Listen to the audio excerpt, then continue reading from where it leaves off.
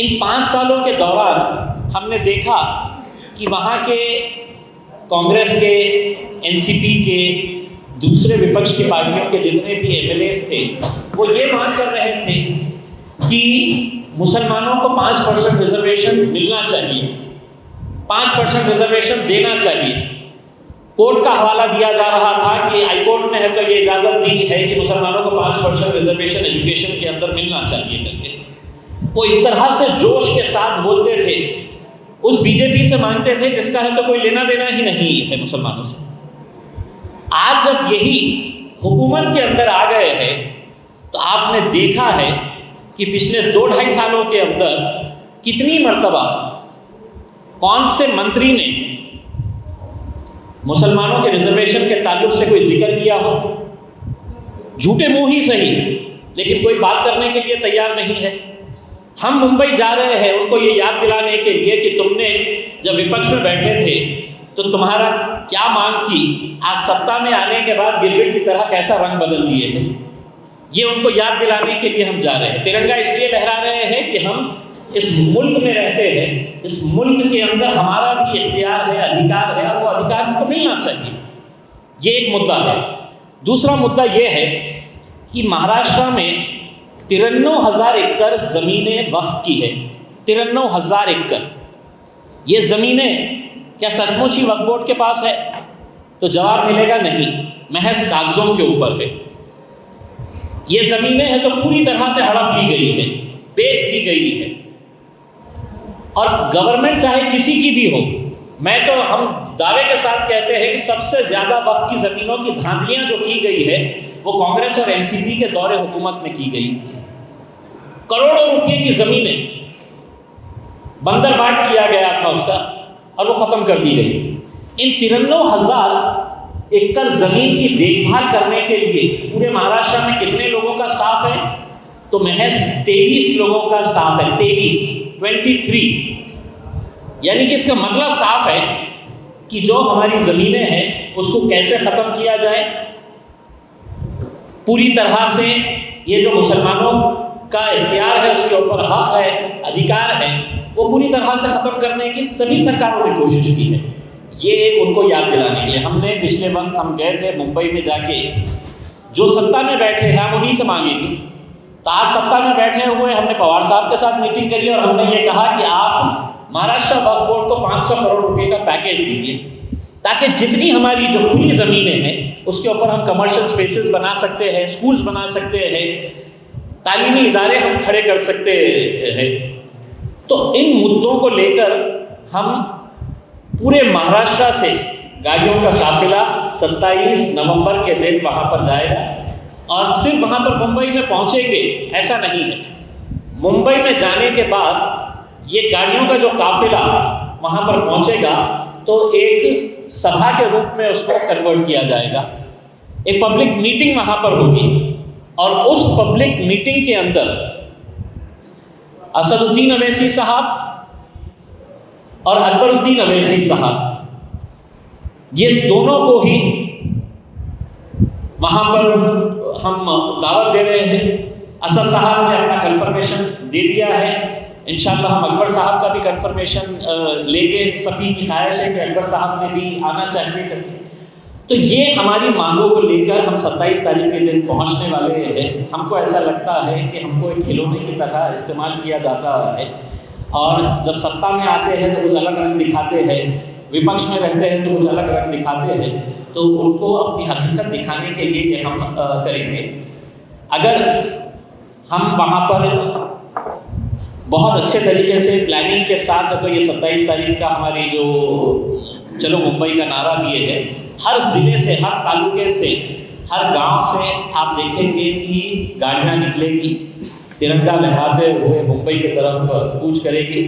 इसके लिए अलग अलग कमिटीज़ बनाई जाएगी। जो रूट रहेगा उस रूट के ऊपर तमाम हमारे लोगों को खाने पीने का, चाय की जो भी सहूलियत रहेगी वो सब प्रोवाइड करने के लिए अलग अलग कमिटीज़ बनाई जाएगी। जो हमारे एमएलए साहब हैं उन लोगों के साथ मीटिंग करके, फैयाज साहब के साथ मुंबई में एक मीटिंग करके हम लोग इसको एक बहुत अच्छा शेप देंगे। और इतना यकीन दिलाते हैं कि महाराष्ट्र के इतिहास के अंदर किसी ने ऐसा नज़ारा नहीं देखा होगा कि पूरा महाराष्ट्र मुंबई की तरफ जाएगा तिरंगा लहराते हुए। तो आप लोगों का भी सहकार्य की ज़रूरत है। तो आज की मीटिंग के ताल्लुक से ये कुछ अहम फैसले लिए गए थे। आप लोगों के अगर कुछ सवाल है तो यकीनन इंशाअल्लाह उसको असदुद्दीन अवैसी साहब जवाब देंगे। ब्रीफ करें, हम बात करेंगे। हाँ, आप थोड़ा सा ब्रीफ करें। नहीं हो गया इम्तियाज साहब तो पूरा आज की बैठक का पूरा बोल दिया इम्तियाज साहब। अगर आपको कोई सवाल है तो बताइए। कारपोरेशन की इलेक्शन जो है वो सामने है, एमआईएम कैसी ताकत से इस इलेक्शन को लड़ेगी और आपको क्या कामयाबी की अपेक्षा है? नहीं, हमारे पास कंसिस्टेंटली हमारे संगठन पर, हमारे ऑर्गेनाइजेशन पर पूरी तरीके से काम चल रहा है और उसका रिव्यू भी आज हम लिए हैं।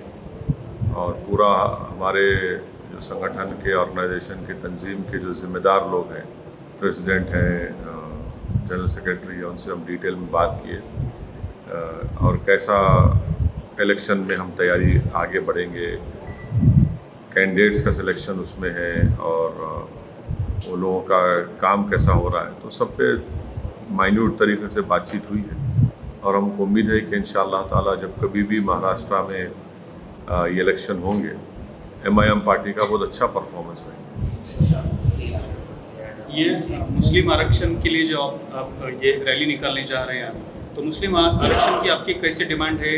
पहले जैसा 5% की मांग करने वाले हैं, तादाद बड़ी है, इसलिए उसकी भी कोई परसेंटेज की बढ़ाने की मांग है? नहीं, देखिए इम्तियाज साहब तो पूरा आपको डिटेल में बोल दिया है, मगर जो मुसलमानों का रिजर्वेशन है वो सिर्फ मुसलमान का नहीं बल्कि मुसलमानों में जो 50 कास्ट हैं, 50 ऑड कास्ट हैं, उनको रिजर्वेशन मिला है, मुस्लिम को नहीं।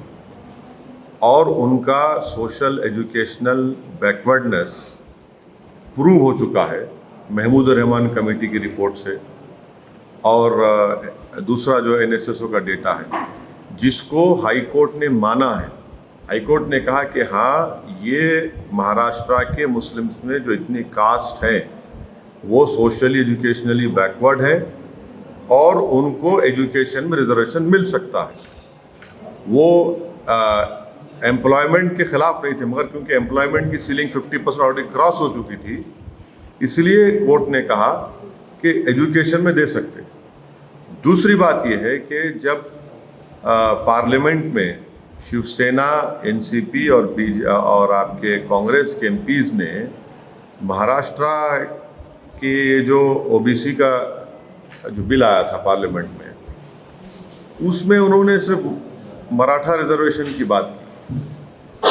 हम उनको याद दिलाना चाह रहे कि आप जब मराठा की बात कर रहे, जिसको सुप्रीम कोर्ट ने उनके सोशल एजुकेशनल बैकवर्डनेस को सुप्रीम कोर्ट ने एक्सेप्ट नहीं किया, नंबर 1 पॉइंट, बल्कि महाराष्ट्र के मुसलमानों का वो कास्ट का social educational backwardness high court ने एक्सेप्ट किया। तो अब उनको ये बताना चाहिए, ये जो सरकार है उनको ये बताना चाहिए कि जब एक कम्युनिटी के इतने कास्ट का सोशल एजुकेशनल बैकवर्डनेस एक्सेप्ट हो गया, जिनको इंसाफ का तकाजा ये है कि उनको रिजर्वेशन मिलना चाहिए।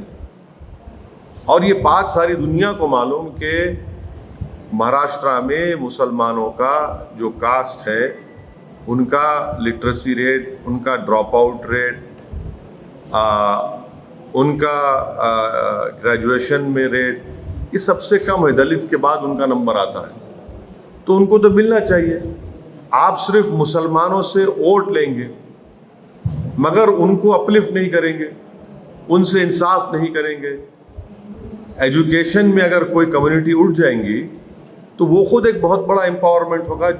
ये जो मौजूदा सरकार है वो कंप्लीटली महाराष्ट्र के मुस्लिम्स के एम्पावरमेंट के लिए काम नहीं कर रही है। और एक अहम बात यह है कि आपको याद होगा कि जब महाराष्ट्र के विधानसभा के चुनाव चल रहे थे तो उस वक्त एमआईएम पार्टी पर एनसीपी और कांग्रेस ये कहकर वोट ले रहे थे कि मजलिस को वोट मत दो, असदुद्दीन ओवैसी या इम्तियाज़ जलील या एमआईएम के लीडर्स के बात में मत आओ, वरना अगर तुम वोट दोगे तो शिवसेना और बीजेपी को फायदा होगा।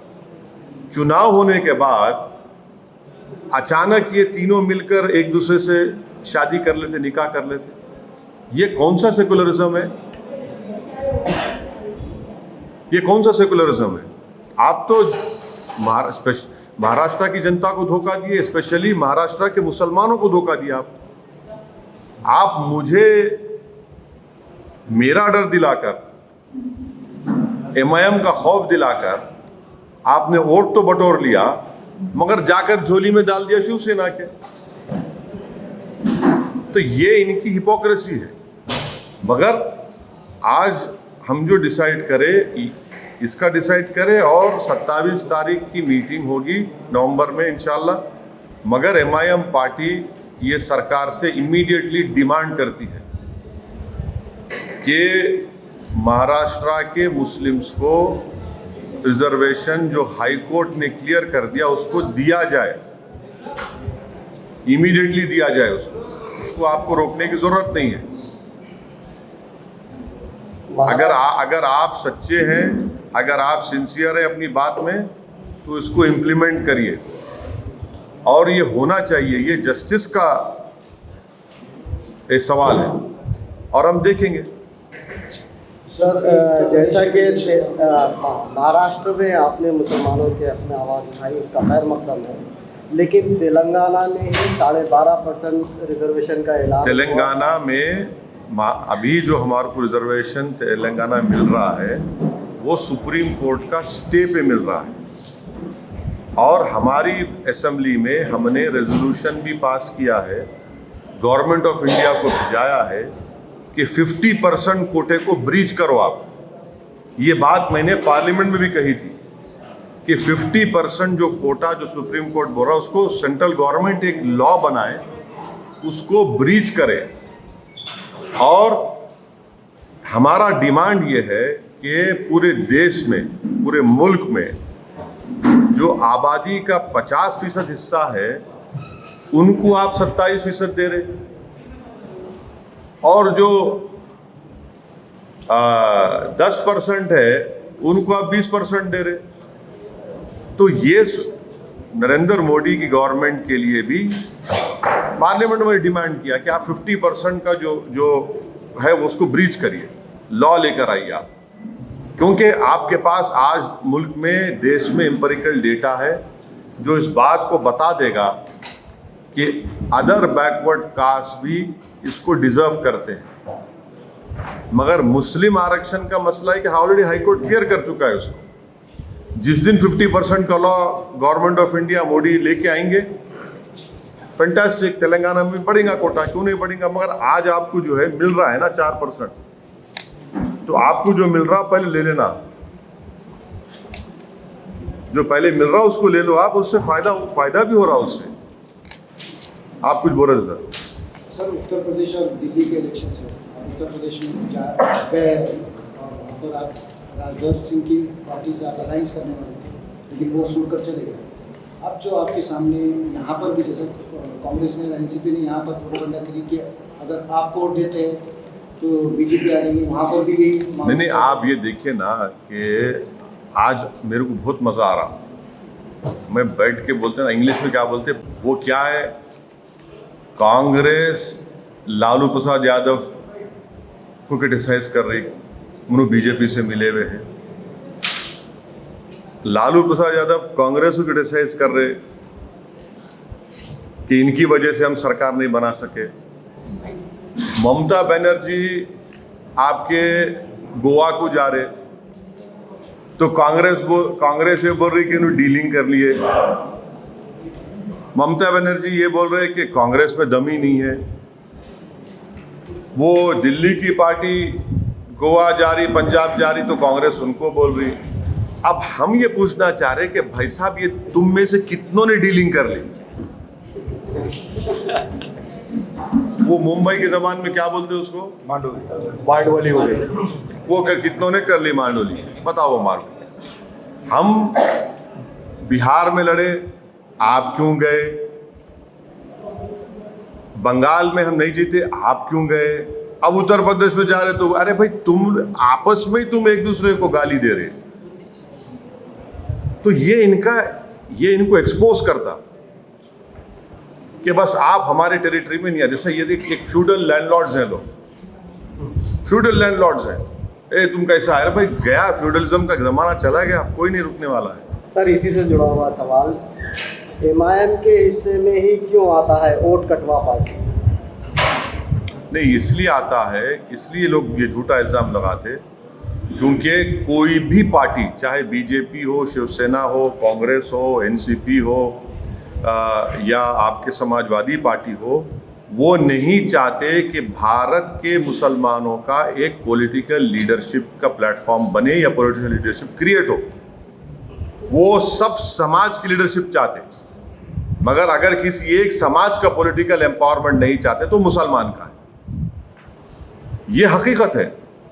सबको बोलेंगे हाँ ये आपका नेता है, ये बरादरी का, ये जात का, ये कास्ट का, इसका लीडर है, मगर जहाँ मुसलमानों की बात आती है हमारे को बोलते हैं कि भाई साहब आपका काम ये है कि जनसभा से पहले आप चद्दर बिछाना, कुर्सियाँ बिछाना, और जब हम आएंगे नारे लगाना, कूद कूद के नारे लगाना, और जब हम डाइस पे आ जाएंगे तो एक फूल का माला पिनाना, हम तुम्हारे साथ एक गले में ठहर के फोटो ले लेंगे, उसके बाद तुम घर को जाके सो जाना।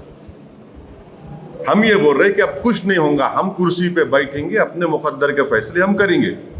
अगर भारत में हर कम्युनिटी, हर कास्ट को अपनी लीडरशिप बनाने का इख्तियार है तो भारत के बिगेस्ट माइनॉरिटी का ये हक पहुंचता, बल्कि उनको बनाना चाहिए अपनी पॉलिटिकल लीडरशिप। सवाल असदुद्दीन ओवैसी का नहीं है, सवाल देश के सबसे बड़ी माइनॉरिटी का है कि आप उनको कैसे बैकवर्ड रख रहे, हर एतबार से बैकवर्ड रख रहे और उनसे इंसाफ नहीं कर रहे। और भारत की जो जमहूरियत है उसकी तल हकीकत है, ये है, रियलिटी है कि जिस समाज और कास्ट के पास उसकी लीडरशिप है, पॉलिटिकल लीडरशिप, उसकी आवाज़ को सुना जाता। तो ये एक जर्निंग है, ये एक डेवलपमेंट है भारत की सबसे बड़ी माइनॉरिटी में, वो उसको रिफ्लेक्ट करता है, ये सब चीज़ों का आगे जो हम बढ़ रहे हैं। अलायंस की जब बात आती है तो आपका वंचित के साथ जो है अलायंस टूट गया था, तो उसके बाद आपने महाराष्ट्र में ऐसी कोई पार्टियां है जब? देखिए, वंचित से हम नहीं अलायंस तोड़े, हमारी तरफ से हम नहीं तोड़े। ये बात मैं ऑन रिकॉर्ड कई मरतबा कह चुका हूँ, आज भी कह रहा हूँ, और आज भी मेरे दिल में और कल भी इंशाअल्लाह ताला जब तक मैं जिंदा रहूँगा, प्रकाश अंबेडकर साहब के ताल्लुक से मेरे दिल में हमेशा हमदर्दी रहेंगी। मगर वो अलायंस हम नहीं तोड़े, हम तो अलायंस को कंटिन्यू करना चाहते थे। अनफॉर्चुनेटली वो डिसीजन ऐसा लिया। अगर फिर से उनका हाथ आपकी तरफ आता है तो क्या आप तैयार हैं उसके लिए? देखिए, politics is the art of impossible. तो अगर ऐसे हालात बनते हैं, कुछ होता है, तो ज़रूर आपको बताएंगे। दूसरा सवाल ये है कि कॉर्पोरेशन के बहुत सारे इलेक्शन हैं, 6 से 8 कॉर्पोरेशंस जो है महाराष्ट्र में, उसके इलेक्शन सामने हैं, कुछ दिनों में होने वाले हैं। तो एमआईएम के ये सारे कॉर्पोरेशंस की इलेक्शन लड़ने वाली है, मुंबई का भी इलेक्शन है, उसकी भी वही बात इम्तियाज़ जलील साहब ने आप तमाम को बताई है। यकीनन एमआईएम पार्टी उन इलेक्शंस में हिस्सा लेगी और पूरी तैयारी के साथ हम उसमें इलेक्शन में हिस्सा लेंगे, लड़ेंगे, और इंशाअल्लाह हमको यकीन है कि जनता अपनी दुआओं से, अपने वोट से हमको कामयाब करेगी। सर, माइनॉरिटी के हुकूक के लिए एक ही आवाज़ पूरे मुल्क में गूंजती है, वो आपकी आवाज़ है, लेकिन इस मुल्क में अक़लियतों के साथ जो कुछ हो रहा है, जैसे आसाम और त्रिपुरा। नहीं, देखिए, त्रिपुरा में जो कुछ हो रहा है वो बीजेपी गवर्नमेंट की नाकामी और उनके सपोर्ट से वो तमाम गुंडे लोग मस्जिदों को टारगेट किए, मस्जिदों को नुकसान भी पहुंचाए, मस्जिदों को जलाए भी। ये त्रिपुरा की बीजेपी गवर्नमेंट की खुली उनका कन्निवेंस है, उनकी नाकामी है, और वो ओपनली उनको इजाज़त दी है कि इस तरह का जुलूस निकालो और जाकर ये तमाम वैंडलिज्म करो। आसाम में भी बीजेपी की सरकार है, वहाँ पर तो आप देखें कि एक आदमी जिसको पुलिस ने गोली मार दी, उसकी लाश के ऊपर एक फोटोग्राफर जो गवर्नमेंट का है उसके ऊपर कूद रहा है। आप ये भी देख लिए कि उत्तर प्रदेश में एक गुप्ता साहब है जिनको गोरखपुर की पुलिस कस्टडी में उनके टॉर्चर से डेथ हो गया। तो उत्तर प्रदेश के चीफ मिनिस्टर और समाजवादी के अखिलेश यादव उस पीड़ित परिवार घर चले गए। हम भी कंडेम किए गुप्ता साहब के डेथ को। गवर्नमेंट से 50 लाख दिए और समाजवादी से 21 लाख का चेक दिए। वही उन्नाव में एक फैसल नाम का बच्चा है, तरकारी बेचने वाला, 19 साल का भी नहीं है बच्चा, उसको पुलिस कस्टडी में मर गया। आज तक कोई नहीं आता पूछने उसको, कोई पूछता नहीं जाके उसको। ये सेलेक्टिव सिंपैथी जो है ना, ये बताता है कि मुसलमानों के ताल्लुक से कितनी हमदर्दी इनके दिल में है और दिमाग में। तो ये तो हो रहा है। आर्यन खान का जो मैटर अभी चल रहा है, अरे मेरे को क्यों पूछ रहे भाई, मैं खुद ट्विंकल टिंकल लिटिल स्टार हूँ। हम क्या कम है क्या? ये हमारे साहब मुफ्ती साहब हमारे बिगेस्ट स्टार है, फारूक शाह सुपर स्टार है, इम्तियाज जलील मेगा स्टार है। ये हमको कहाँ लेके आ रहे हैं इन चीजों में? सर बांग्लादेश ने भी क्या हमको उससे क्या करने का? देखिए जिस तरह से सेंट्रल की टीमें महाराष्ट्र में कारकर्दगी कर रही है, जैसा अरे मेरी एक बात सुनिए, ख्वाजा यूनुस की लाश अब तक नहीं मिली।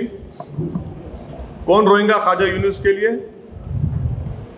जिसके पास दौलत है, जिसके पास पैसा है, उसकी बेल की हियरिंग भी होती है और बेल भी हो जाती। एक सिद्दीक कप्पन है, आपकी फ्रेटर्निटी का जर्नलिस्ट है, हाथरस में एक रेप हुआ था दलित बच्ची का, उसको कवर करने गया, अब तक जेल में है, कोई पूछने वाला नहीं है। हद तो यह है कि सिद्दीक के साथ एक टैक्सी ड्राइवर था, उसको क्या मालूम भाई, चलिए सिद्दीक के ऊपर, टैक्सी ड्राइवर है, पेट कमाने के लिए लेके गया, वो जेल में है, उसके बारे में कोई पूछता नहीं। मुंबई ट्रेन ब्लास्ट में एक आदमी को निकला इनोसेंट प्रिजनर्स, किताब लिखा, पढ़िए आप, क्या क्या नहीं किया गया, उसके नाखूना खींचे गए, उसके ऊपर गंदगी डाली गई, कोई पूछने वाला नहीं है, कोई बात नहीं करने वाला इसका। आज महाराष्ट्र के जेलों में दलित और मुसलमान हाईएस्ट आदिवासी अंडर ट्रायल्स हैं, कौन पूछेगा इनको, कौन निकालेगा इन लोगों को? इनका कसूर दो है, एक तो एक दलित है, आदिवासी मुसलमान है, दूसरा गरीब है, पैसा नहीं है इनके पास, पूरा उसी पर ये अरे फिर इनके बारे में कौन बोलेगा भाई? क्या ये हमारा सिस्टम, हमारा सरकार क्या खाली पैसे वालों के लिए हो चलेगा, या फिर जस्टिस फॉर द पोर भी होगा, बेल फॉर द पोर भी होगा? नहीं होगा, इस पे बातें नहीं हो रही है। और वो जो लोग जो जेलों में सड़ रहे, अपनी जिंदगी बर्बाद हो जा रही, कोई उसके ऊपर बात नहीं कर रहा। इसीलिए मैं इस मसले बात ही नहीं करना चाह रहा हूं। मेरे को मतलब ही नहीं है इन लोगों से, इन दौलतमंदों से क्या करने का है। सवाल इसलिए पूछा जा रहा है कि जो ऑफिसर है समीर वानखेड़े, उसके जात को लेकर बड़ा मसला बना है। इसीलिए हम बोल रहे एनपीआर एनआरसी नहीं करना। तुम समझ में अब आ रहा है इन लोगों के, हम पहले ही बोले थे पार्लियामेंट में, कागज किसके लिए भी नहीं है, इसीलिए हम बोल रहे एनपीआर एनआरसी मत करो। देख लिए ना, अगर कोई एनपीआर एनआरसी होगा, बर्थ सर्टिफिकेट लेके आओ, निकाहनामा, अब तो निकाहनामा भी निकल रहा। इसीलिए हम बोले एनपीआर एनआरसी नहीं करना इस देश में। अब उन्होंने क्या करे नहीं करे, मेरे को उससे क्या मतलब है। आपको मालूम है एक बच्चा समीर भी है जो जेल में है अभी तक, उसकी मां को जाके क्या बोलेंगे, कि क्या जवाब देंगे? बोलो आप को क्या होगा उन लोगों का? जो मालेगांव में मुफ्ती साहब से पूछिए, जो बच्चे जो मालेगांव में पाँच साल जेल में थे, उन्होंने मीडिया का नाम अगर आप बोले तो उनको ऐसा, उनके रोंगटे खड़े हो जाते, क्या होने वाला है, बोले इतना डर उनको पैदा हो गया। कोई पूछने वाला नहीं है। मगर दौलत, ये क्या कि दौलत से ही आपको इंसाफ मिलेगा क्या? तो जो गरीब जिसके पास कुछ नहीं है क्या करेगा बताओ उन्हें आप? हमको क्या करना है इन चीजों से? मैं पर्सनली मैं आपको बोल, मेरे को मतलब नहीं इन चीजों से। ये कौन लोग हैं, ये क्या करेंगे? क्या पोलिंग के दिन निकल के लोग सब निकलते क्या? जो गरीब पिटता है रोड पर, धूप में, सर्दी में, बारिश में, उसका क्या होगा? खिदमत खल्क़ करने वाले मौलाना कलीमुद्दीन सिद्दीकी और मुबल्लिग़ उमर गौतम, ये लोगों को हिरासत में लिया जाता है। देखिए आप ये सवाल जो है, जो कांग्रेस में बैठे हुए बड़े बड़े लोग हैं उनसे पूछना। उनसे पूछना कि भाई ये मौलाना के बारे में आपकी राय क्या है। कोई नहीं बोलेंगे, हम ही बोलते हैं। भाई वोट भी तो आपको होना ना, तो फिर बोलो ना मौलाना कलीम सिद्दीकी के बारे में। कोई नहीं बोलता उनके बारे में, क्यों नहीं बोलते भाई आप? क्यों डरते आप बोलने के लिए? मुसलमानों का वोट होना, मगर मुसलमानों पे जो जुल्म होगा, नाइंसाफी होंगी, तो उस पर आप लबकशाई नहीं करेंगे, जबान नहीं हिलाएंगे, कोई अल्फाज नहीं बोलेंगे। तो यहाँ पर तो महाराष्ट्र में तो जो ड्रामा हुआ सेकुलरिज्म का, सेकुलरिज्म की धज्जियां उड़ा दी कांग्रेस एनसीपी। और कांग्रेस तो 15 साल हुकूमत करके नंबर 3 की पार्टी हो गई माशाल्लाह। नजरे बद से बचाए अल्लाह इनको। 1 से 3 पे आ गए, 15 साल हुकूमत किया, 3 नंबर पे आ गए। फिर भी हमको ही गाली देते। वो बोलते ना कि रस्सी जल गई बल नहीं गया, गिरे तो गिरे मेरी टांग ऊपर, बोलते हैं गिरो और गिरेंगे इंशाल्लाह। जरा मोदी पे भी पूछ लो ना, नहीं पूछते। अरे हाँ प्लीज, हाँ पूछिए ना प्लीज, इंतजार करूंगा बेचैनी से। महंगाई की मार बढ़ हाँ। रही है, उस पर आपका क्या? आपके पास पेट्रोल की गाड़ी है क्या? हाँ, तो आपको तकलीफ हो रही। कितना मुंबई में कितना होगा? 113 रुपये लीटर। सर यहाँ 115 115 देखिए, 115 117। मगर उसके बावजूद भी मोदी को वोट देंगे।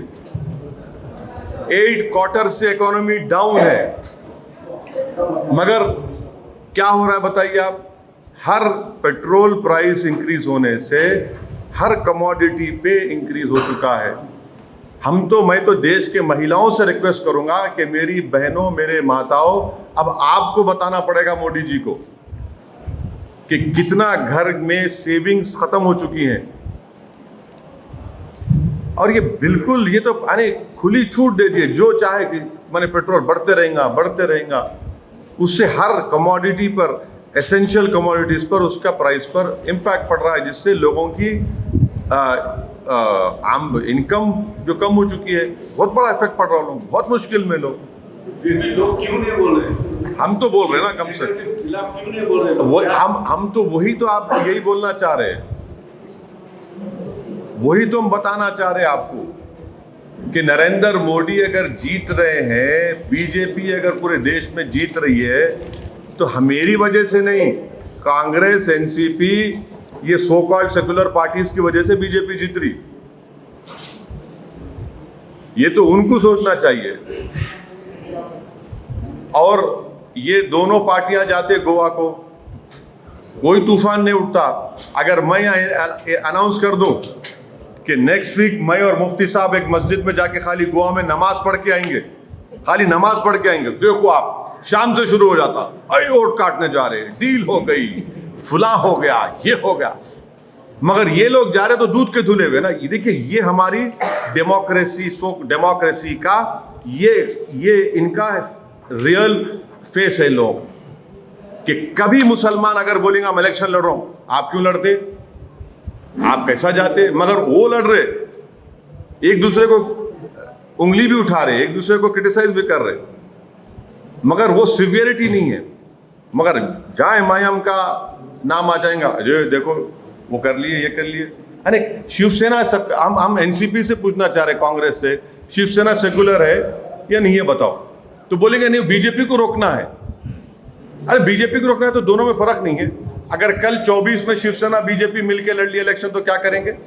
ये मेरे स्टेटमेंट को याद रखना आप आज के दिन। क्या करेंगे लोग, क्या बोलेंगे जनता को? और आप महाराष्ट्र का मुख्यमंत्री असेंबली में खड़े होकर फखर से बोलता है कि हाँ हमारे शिव सैनिक ने बाबरी मस्जिद को तोड़ा। तो ये लोग क्या मुंह में लड्डू बिठा के बैठे थे एनसीपी कांग्रेस वाले? क्या उस वक्त कांग्रेस पार्टी ने रेजोल्यूशन पास नहीं किया था पार्लियामेंट में डिमोलिशन ऑफ बाबरी मस्जिद के ऊपर? आज आप सरकार में बैठे, आप एक लफ्ज नहीं बोलते। आप क्यों? सत्ता होना, ताकत होना, मिनिस्टरों का सवाल है। ये कौन सी पॉलिटिक्स कर रहे फिर ये लोग? तो इस पे क्या तोड़ हो सकता है? अभी लोग जो वोटर है संभ्रमित है। इसका तोड़ खाली एमआईएम ही है। सही बता रहा हूं आपको, आज नहीं कल ये हकीकत सामने आएंगी। सर, जिस तरह से प्राइवेटाइजेशन हो रहा है देश में, उस पर आपका क्या कहना है? एग्जाम्पल दो आप। जैसे एयरलाइंस है, इंडियन एयरलाइंस को टाटा ने LIC है। कर दिया, फिर कई सारे देखिए, जहाँ तक LIC की बात है, हम लोग पार्लियामेंट में अपोज करें उसको, कंप्लीट अपोज करें। ये गलत हो रहा है, बिल्कुल गलत हो रहा है। LIC का प्राइवेटाइजेशन नहीं होना चाहिए। मुल्क के तारीखी आसार गिरवी रख दिए जा रहे हैं, प्राइवेट ठेकों पे दे दिए जा रहे हैं, जैसे ताजमहल है, लाल किला है और दूसरे तारीखी इमारतें। यही होता आपको जब 56 इंच को देख के वोट दिए तो। 3,000 किलो जो ड्रग्स मिला है गुजरात में अडानी के, हाँ, उसके बारे में क्या? अभी सुना कि उसमें 100 किलो कम हो गए। सर, देश में किसानों का मुद्दा बहुत आगे बढ़ रहा है, उस पर क्या कहना है आपका? नहीं, जो मोदी सरकार ने कानून बनाए वो अनकॉन्स्टिट्यूशनल है। नंबर 1, गवर्नमेंट ऑफ इंडिया को कोई राइट ही नहीं है एग्रीकल्चर पर लॉ बनाने का। वो स्टेट सब्जेक्ट में आता, स्टेट लिस्ट में आता। अनकॉन्स्टिट्यूशनल काम किए और वो किसानों के हित में भी नहीं है, किसानों के मफाद में नहीं है, काश्तकारों के मफाद में नहीं है। और वो कानून को जाना चाहिए, वो कानून ख़त्म होना चाहिए। इससे किसान का फ़ायदा नुकसान होगा। पूरे आप बड़े बड़े अरबपतियों को आप फ़ायदा पहुंचाना चाह रहे। बहुत सारे स्टेट है देश के, वो अभी केंद्र के विरुद्ध आरोप लगा रहे हैं कि केंद्र जो स्टेट के कामों में है ना, दखलंदाजी दे रहा है। महाराष्ट्र में भी ऐसा बोला है, कर्नाटक ने भी बोला है, तेलंगाना से भी, बंगाल से भी बात हो चुकी है कि स्टेट के काम में केंद्र अपनी दखलंदाजी दे रहा है। आपका क्या इसमें निरीक्षण है और क्या? नहीं, मेरा ये है कि कॉन्स्टिट्यूशन में स्टेट लिस्ट और यूनियन लिस्ट है। गवर्नमेंट ऑफ इंडिया स्टेट के मैटर्स में इंटरफेयर नहीं करना चाहिए। मगर सवाल ये पैदा होता कि आप तो अभी क्रिटिसाइज कर रहे हैं ना। मैं आपको एग्जांपल देता हूँ इन लोगों के जो अपने उंगली को काट के मोदी को दे दिए, हाथ को नहीं काटे। अभी UAPA का लॉ लेके आए, उसमें आपने क्यों सपोर्ट किया मोदी को, और बीजेपी को, कांग्रेस ने, एनसीपी ने क्यों सपोर्ट किया? जब आपको ये नहीं मालूम था ये करेंगे। माने दिल्ली में बैठकर एक इंस्पेक्टर वो बोल देगा कि औरंगाबाद का एक्स आदमी टेररिस्ट है, बस खत्म, टेररिस्ट हो गया वो, विदाउट इवन कोर्ट कन्विक्शन। आपने सपोर्ट किया नहीं किया? बताओ आप। राइट टू इंफॉर्मेशन एक्ट में कमिश्नर्स का अपॉइंटमेंट, उनकी सब चीजें आपने क्यों सपोर्ट किया भाई?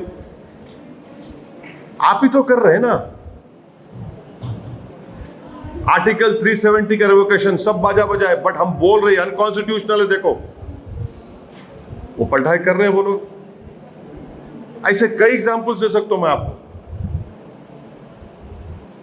बिगेस्ट एग्जांपल आपको दे रहा हूं, लॉकडाउन। गवर्नमेंट ऑफ इंडिया को कोई अख्तियार नहीं है लॉ एंड ऑर्डर सब्जेक्ट में। वहां दिल्ली से बैठ के मोदी जी बोले लॉकडाउन, उद्धव ठाकरे थाली बजा दिए, यस सर लगाओ लॉकडाउन। आप तय करना था कि महाराष्ट्र में, मुंबई में लॉकडाउन कब लगेगा। उन्होंने डिक्टेट दे रहे वहां से नेशनल डिजास्टर एक्ट में। क्या नेशनल डिजास्टर एक्ट कॉन्स्टिट्यूशन से बड़ा है क्या? आप क्यों दिए उनको अख्तियार? आप क्यों सुने उनकी बात? वैसे सब स्टेट्स किए। आप मोदी की बात मानते जा रहे। मोदी बोला ठीक है चलो मित्रों हम साथ चलते हैं। उनको आप दे रहे ना उनको राइट। पूरा लॉकडाउन में गवर्नमेंट ऑफ इंडिया कैसे तय करती? दिल्ली में बैठ के ऑफिसर कैसे तय करे कि मुंबई में लॉकडाउन कब होगा, हैदराबाद में कब होगा, लखनऊ में कब होगा? उसको क्या मालूम मुंबई में, हैदराबाद, लखनऊ में क्या है? वो उसको क्या मालूम कि वेस्टर्न महाराष्ट्र में कैसा लॉकडाउन करेंगे? उसको क्या मालूम मराठवाड़ा में कब करेंगे? आपने कर दिया, आपने इजाजत दी उनको। आप ही तो दे रहे ना मौका उनको।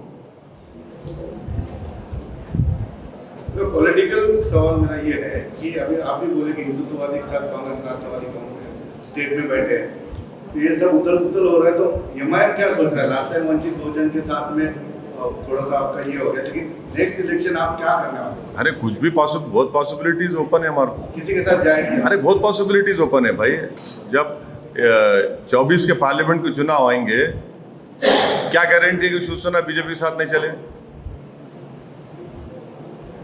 अब उत्तर प्रदेश में तो उनके कदम पे एमआईएम बाद में कदम डालेगी। हाँ नहीं हमारा रास्ता एक से सीधा है, जिसको हम उर्दू अरबी में होते सिरात मुस्तकीम का रास्ता है हमारा, स्ट्रेट पाथ।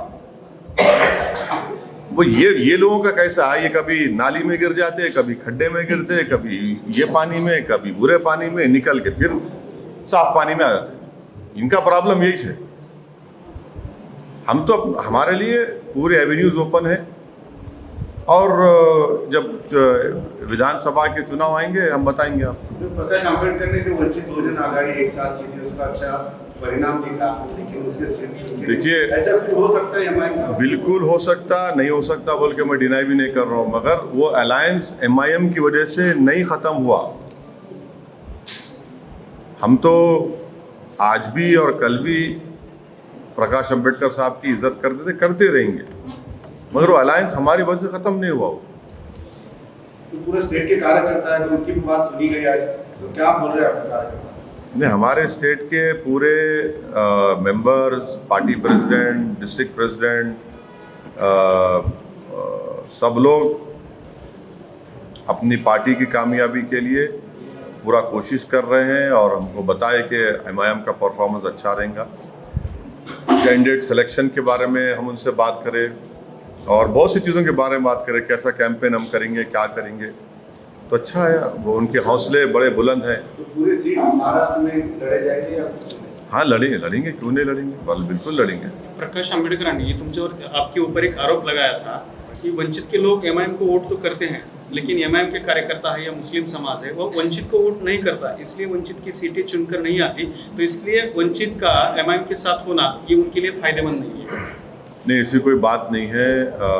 अंबेडकर साहब को, प्रकाश अंबेडकर साहब को थोड़ा गलत फहमी है, ऐसी कोई बात नहीं है। वो अगर ये ऐसा बात कर रहे हैं तो उनकी राय है, जो सच नहीं है, बिल्कुल सच नहीं। क्या उत्तर प्रदेश में दलित बोले हाँ बोलो। सर, यहाँ पर आपने पूरे महाराष्ट्र का जायजा लिया, कहीं पार्टी के अंदरूनी मामला ऐसे चल रहे हैं जहाँ पर एक दूसरे पे आरोप हो रहे हैं, कुछ नाराजगी है, आप तक आई है क्या? नहीं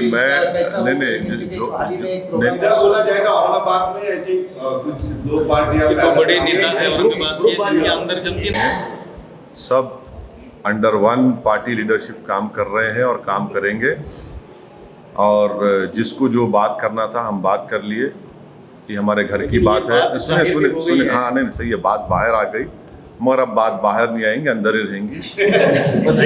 अच्छा रहेंगे। अंदर का मिलाव जुलाव जमेगा, हाँ? आपके साथ में है दोनों भी, तो उनका मिलाव जुलाव जमेगा क्या? बिल्कुल मिलाव जुलाव है, था, है और रहेगा, और इंशाअल्लाह ताला जो और अच्छे तरीके से मिलके काम करेंगे, ऐसा कोई बात नहीं है। वो बात सही है, बात आई, मैं इनकार नहीं कर रहा हूँ। उत्तर प्रदेश में एमआईएम की जड़ें कितनी मजबूत होंगी? क्या गैर मुस्लिम वोट भी हासिल हो सकते हैं? देखिए, सियासी पार्टी की जड़ें मजबूत करना एक कंटिन्यूस प्रोसेस है, जड़ों को फैलाना बोलते, देखो तो जड़ों को फैला रहे हैं, इंशाल्लाह अच्छा काम हो रहा है, और हमको यकीन है कि इंशाल्लाह अच्छा नतीजा आएगा। दिल्ली में आपसे दिल्ली के कुछ ग्रुप्स ने आपके घर पर हमला किया, और दिल्ली में आप जा रहे हैं, इसलिए डर खौफ उनके दिलों में है, या फिर क्या मामला है? नहीं, मेरे घर पे पहली मर्तबा हमला नहीं हुआ, ये चौथी मर्तबा हुआ है हमला, 4th टाइम हुआ है हमला ये। और आपको जानकर बड़ी हैरत होगी कि मेरे घर के इमीडिएट नेबर कौन है? इलेक्शन कमीशन ऑफ इंडिया, और इलेक्शन कमीशनर, और मेरे घर के सामने जो दिल्ली का पुलिस का हेडक्वार्टर है, यानी उनके कैमरे, पूरे कैमरे मेरे घर पे रहते माशाल्लाह से, सामने से पीछे से, फिर भी हमला होता है, और हमला करने वाले लाइव टेलीकास्ट करते हैं, तो पुलिस को आने में ज़रा थोड़ी देर हो जाती है, ओनली 35 मिनट्स लगे उनको, सामने से आगे चल के आए तो 5 मिनट में आ सकते थे, मगर गाड़ी में आए तो शायद ट्रैफिक में फंस गए थे, इस तरह से 35 मिनट लगे उनको। कोई बात नहीं, 35 मिनट्स लगे, थोड़ा ट्रैफिक में फंस गए होंगे, वीआईपी कॉन्वॉय जा रहा हूँ, तो इसलिए ऐसा हुआ। औरंगाबाद का नाम बदलने का मसला जो है फिर एक बार चर्चा में आ रहा है, जो भी इलेक्शन के सामने हर बार आता ही है। इस बार कुछ जीआर में जो है वो औरंगाबाद के बजाय संभाजी नगर डाल रहे हैं। वो इम्तियाज साहब उस पर अच्छा बोलेंगे, MP साहब है। महाराष्ट्र में कुछ तो एमआईएम के कार्यकर्ताओं को गुने दाखिल हो रहे हैं, उसको तड़ीपार किया जा रहा है, ऐसे बहुत से केसेस सुनने में आ रहे हैं, देखने में आ रहे हैं। हम अपने कार्यकर्ता के खिलाफ जो हो रहा है हम उनके साथ खड़े हैं, उनको हम नहीं छोड़ने वाले हैं, उनके साथ ठहरेंगे, उनके परिवार के साथ ठहरेंगे। अगर ये हो रहा है, हम जब सही कह रहे हैं, हम उसका कंडेम करते हैं और पूरी लीगल सपोर्ट हम उनको देंगे। और इस तरह के हरकतों से MIM पार्टी के कार्यकर्ता हो या जिम्मेदारों के हौसले पस्त नहीं होंगे, बल्कि हौसले बुलंद होंगे। और ये एक बात को बताता है कि यहाँ की सरकार डर रही है, बौखलाहट का शिकार है MIM के पॉपुलैरिटी और उनके ज़मीन पर काम करने की वजह से। सर, जैसा पिछले 5 सालों से पहले दिया गया था ओवैसी हॉस्पिटल और स्कूल का, अभी तक कुछ भी नहीं हुआ। हाँ, होगा अभी इम्तियाज साहब बात करके अकबरुद्दीन ओवैसी साहब से होगा, अच्छा फिक्र मत करिए। ओवैसी साहब 2019 में मोदी साहब की एक वेव थी, उनको सक्सेस मिला। अभी कुछ सर्वे बोल रहे हैं कि मोदी की कैपेबिलिटी जो है थोड़ी सी कम होती जाए। आप मतलब नेशनल का पॉलिटिक्स करते तो वहाँ से कैसा देखते आप 2024 को? नहीं, मेरे को नहीं मालूम साहब, मेरे पास कोई थर्मामीटर नहीं है कि लगा के देख के बोलने का। ना तो मैं सेफोलॉजिस्ट हूँ, मैं एक पॉलिटिशियन हूँ और तभी 2024 को टाइम है। मगर देश की जो जनता है उनको ये देखना है कि 8 क्वार्टर से हमारी इकोनॉमी गिरते जा रही है, पेट्रोल की कीमतें बढ़ती जा रही हैं, 6% अनएम्प्लॉयमेंट रेट हो चुका है, 6% अनएम्प्लॉयमेंट रेट हो चुका है। और कहीं पर भी आप चले जाइए, फैक्ट्रीज, इंडस्ट्रियल आउटपुट जो है वो सही नहीं है। तो ये सब चीज़ें जो है ये और किसानों का मसला बर्निंग मसला है। तो 24 में क्या होगा, कैसे होगा, मगर ये इश्यूज तो है पब्लिक के जहन इसका में। इम्पैक्ट रहेगा, होना चाहिए ना, होना चाहिए, इसका इम्पैक्ट होना चाहिए। देखिए क्या होता है।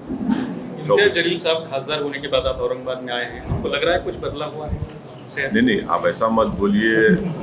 लॉकडाउन की वजह से मैं भी नहीं आ सका, वरना मैं पहले आता था। 1 लॉकडाउन 2 लॉकडाउन बीच में आया भी था मैं 1 दिन के लिए, ऐसा नहीं कि पहली मरतबा आया हूँ। अल्हम्दुलिल्लाह काफ़ी डेवलपमेंट का काम इम्तियाज जलील साहब कर रहे हैं और जितना वो करना है कर रहे हैं। मगर अनफॉर्चुनेटली क्या है कि वो MP लैड फंड्स ये कोविड की वजह से अब नेक्स्ट ईयर मार्च अप्रैल में शुरू होंगे, मगर उसके बावजूद भी वो बराबर आप देखिए कि स्टेडियम का काम शुरू होने वाला है और नेहरू युवा केंद्र की नेहरू भवन की नई बिल्डिंग बनने वाली है। और गडकरी साहब से जाके मिले एक लंबा फ्लाईओवर के लिए जालना रोड पे। चौथा, वो खुद PIL डाले कोर्ट में अपॉइंटमेंट ऑफ डॉक्टर्स के जो स्केर्सिटी है। तो मैं समझता हूँ कि 200 बेड का एज एन MP माशाल्लाह से इम्तियाज जलील साहब बहुत मेहनत कर रहे हैं, काम कर रहे हैं, रिजल्ट्स भी आ रहे हैं। जो बरसों से औरंगाबाद के इलेक्टोरेट जिस चीज़ को देखना चाह रहे थे कि भाई डेवलपमेंट हो, काम हो, कोई MP जो है काम करे, वो उनको आज देखने को मिल रहा है। सर, मोदी के दौरे हुकूमत में मुल्क की सरहदें कितनी महफूज है, खासतौर पे चाइना, कश्मीर? देखिए, चाइना ने एक क़ानून पास कर दिया अपने बॉर्डर्स के ऊपर, और चाइना ने, और उसके ऊपर मेरे को अब आप मेरे को ये बताइए कि हमारे डेप्सांग, डेमचौक, गोगरा में जो लद्दाख में है, चीन की फ़ौज बैठी हुई है। ये कैसा नेशनलिज्म है RSS का, BJP का, कि भारत की सरजमीन पर चीन बैठा हुआ है, आप कुछ नहीं करते। और चीन ने जो अपना बाउंड्री लॉ बनाया है, मेरा सवाल मोदी गवर्नमेंट से ये है कि हमारी सरकार जो है AIB बैंक है जिसको चाइनीज़ कंट्रोल करते,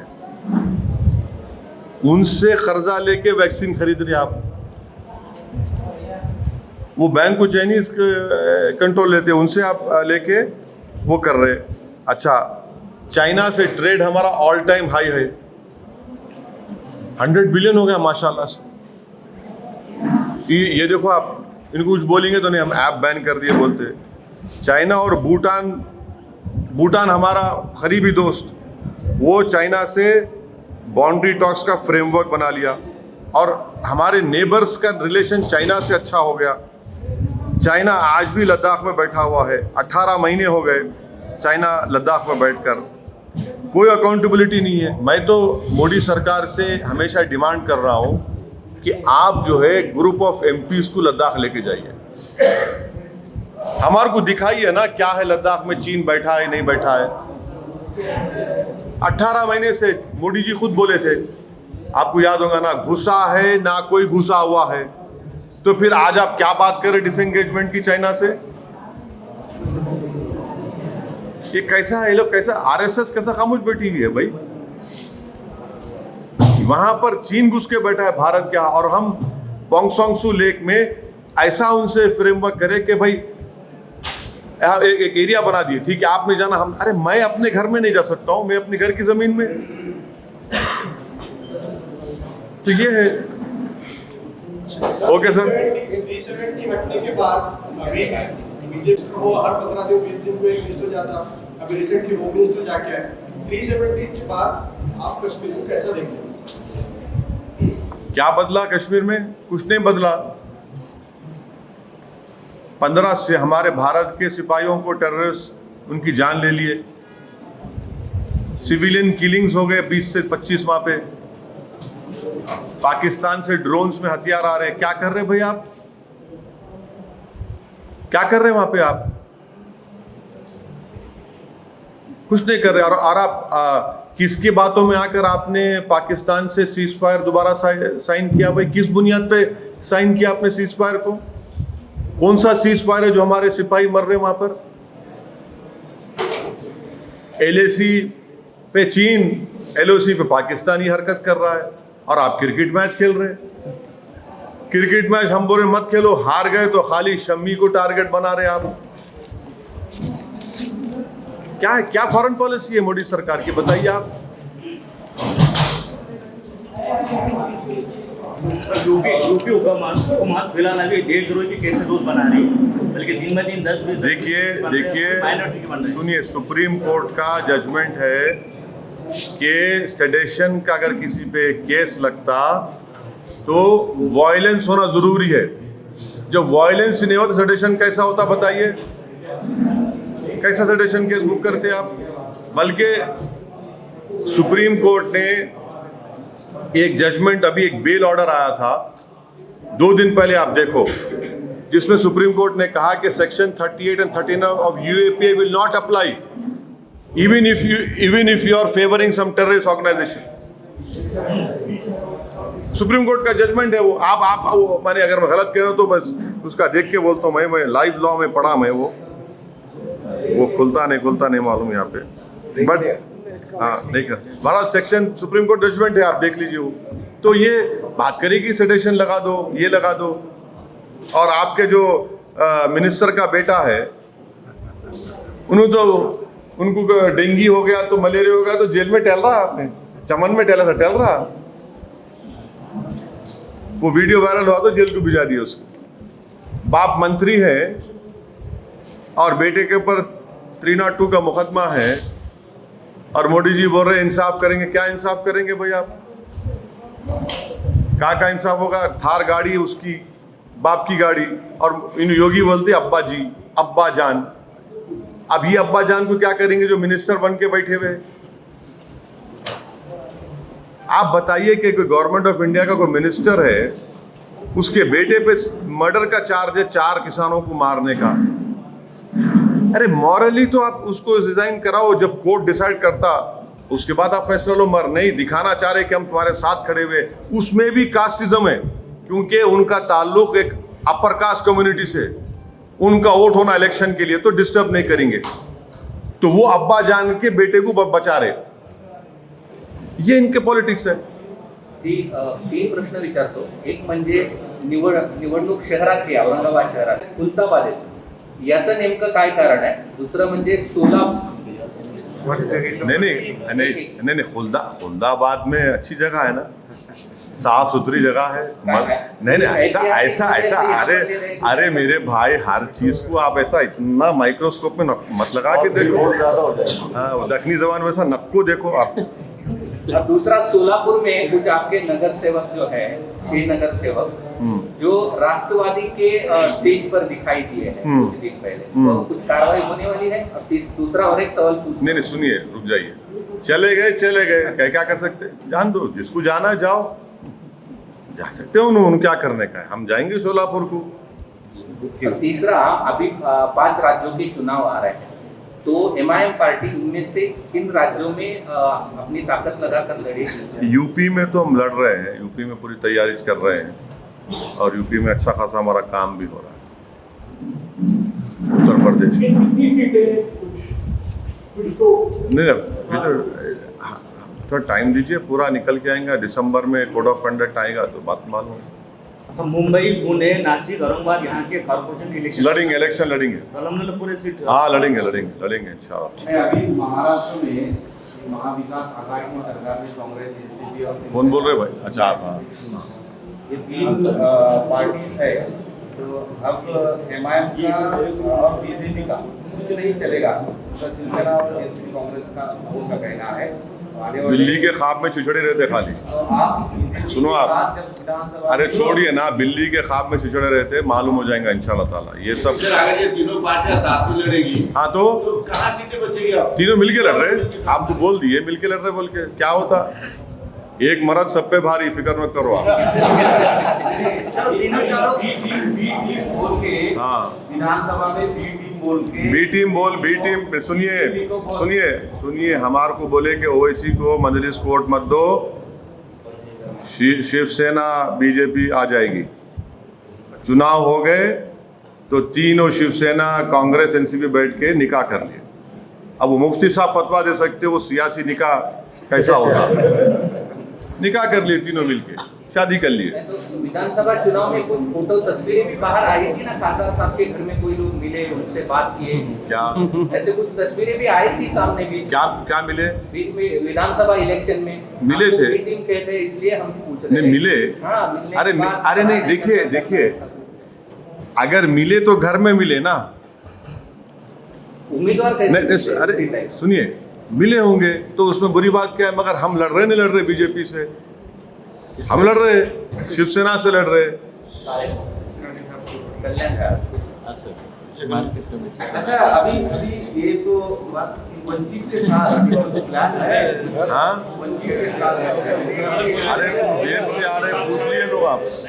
देर से आए, किसी से आप सिलेक्टिव सिंपैथी की बात करते हैं। हाँ बिल्कुल करते हैं। आप ही के लोग आपके साथ पूरी ताकत में है।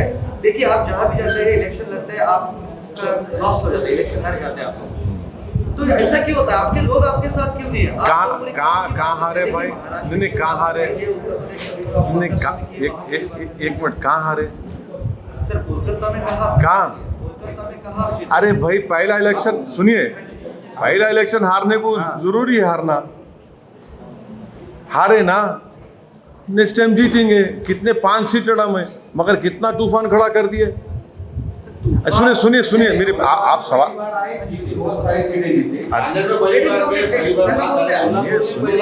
सुनिए तो सही। अरे सुनिए तो सही, इतना आप लंच नहीं करे होंगे, भूख लग रही होंगी, और मालूम है, धैर्य जरा, इतना तो मेरे को तो बोलने दीजिए, मेरे को भी भूख मिटाने दीजिए अपनी। हम 5 सीट लड़े, नहीं जीते, कोई बात नहीं, मगर कितना तूफान खड़ा करे। ऐसा देखा कि आसमान सर गिरने वाला है, मगर वही ममता बनर्जी अब कांग्रेस के लोगों को ले रहे, वही कांग्रेस इनको बोल रही जो हमको बोलती थी, वही ममता बनर्जी कांग्रेस को बोल रही जो हमको बोलती थी। तो ये क्या डीलिंग हो गई इन लोगों की? ये क्या डीलिंग है बताइए? आसाम के कांग्रेस के लीडर को ले लिए, क्या हुआ बताइए फिर? और गोवा में जाके ममता बनर्जी मीटिंग को एड्रेस कर रहे, लालू प्रसाद यादव कांग्रेस के खिलाफ इलेक्शन लड़ रहे, वही बिहार में हम 19 सीट लड़े, 5 जीते, 9 पे लालू कांग्रेस जीते, 6 पे एनडीए जीता। कितना तूफान मचा है। अब दोनों लड़ रहे, तो क्या है भाई? ये होली अलायंस है क्या? ये सवाल मेरा ये नहीं हम देखिए आपका आपके साथ है। हाँ आप मुसलमानों की बात करते हैं, आप कौम की बात देखिए आपको ये लोग आपके साथ नहीं आपकी गलतफहमी दूर कर दे रहा हूँ। आप क्यों से मुसलमान हो रहे? मेरे साथ दलित भी है, मेरे साथ आदिवासी भी है, मेरे साथ हर वो आदमी है जो इंसाफ को पसंद करता। क्यों नहीं है भाई? बिल्कुल है। और आप चेंज देखते जाएंगे और चेंज होगा इंशाल्लाह माहौल। ये टर्नआउट में नहीं दिखता है, इसीलिए नहीं अरे टर्न आउट में भी दिख रहा भाई। देखिए 21 साल के शिवसेना को एमपी को कौन हराई?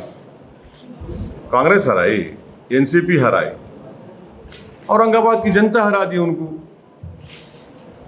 तो ये भी तो फैक्ट है ना।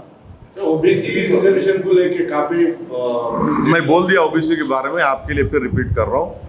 हम बीजेपी गवर्नमेंट को ये चैलेंज कर रहे हैं कि अगर उनको ओबीसी से मोहब्बत है तो 50% लिमिट को ब्रीच करिए और भारत के कॉन्स्टिट्यूशन में अमेंडमेंट करिए, बिल लेकर आइए पार्लियामेंट में।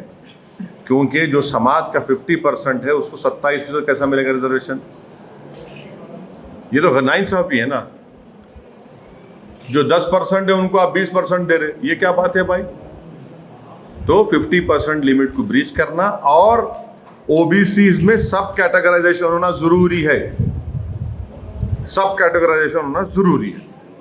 अभी थर्ड अलायंस बीजेपी के खिलाफ खड़ा करना चाहते हैं, तो कौन? मीटिंग भी कर रहे हैं। ममता जी हैं, शरद पवार है, बीच में मीटिंग भी हो रही है नेशनल लेवल पर। आपको कौन सा ऐसा चेहरा लगता है कि जो इन सब लोगों को इकट्ठा ला सकता है? किसके साथ जाना चाहिए, ऐसा कोई चेहरा आपको लगता है? अरे भाई ममता बनर्जी कांग्रेस आजकल टक्कर में है, एक दूसरे को बोल रहे बी टीम, इनसे पैसा ले लिए, उनसे ले लिए। अब वो उनसे भी पूछ लो आप कौन सा चेहरा है, क्या है, मेरे को नहीं मालूम। लेकिन ये अलायंस सक्सेस हो सकता है। कौन सा? सारे कहाँ का अलायंस? शरद पवार कौन सी आइडियोलॉजी पे बेस्ड रहेगा? जिसमें शिवसेना भी रहेंगी, शरद पवार लग रहा है अरे जिसमें शिवसेना भी रहेंगी। शरद पवार ऐसे चेहरा होगी क्या? हाँ शरद पवार थर्ड अलायंस की कोई आइडियोलॉजी नहीं है, ट्रेंड ही नहीं हो सकता, ऐसा कहना आपका? नहीं देखिए आप मेरे मुंह में अल्फाज मत डालिए। मैं जो बोल रहा हूँ मेरे मुंह मेरी ज़बान है, आपकी ज़बान नहीं है। और मैं जो बोलूँगा सच बोलूँगा। और ये है कि अभी 24 को टाइम है।